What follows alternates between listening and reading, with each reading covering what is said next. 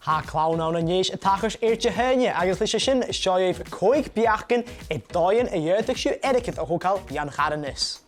Ag arú Còig dheirteach siú Cuir roimh pein roi nó a gáil bicycle is an astar sóríte agus sponsor an ein a hon. No, mahasiú mar fars do bhuiam na smua, man scol nó clubbe, dheirteach siú bhá spáirseach ar dói agus ticatin a réicid a hon. Ag arah céhead.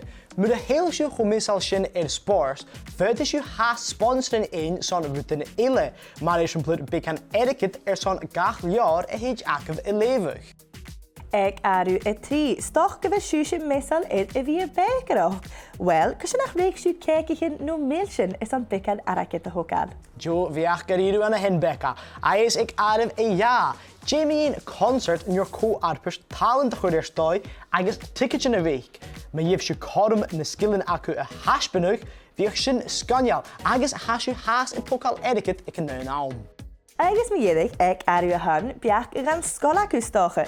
Dé míon bhar fan nach éimsú éideach scola a churarabh, Jo gáid airgid a thugáil.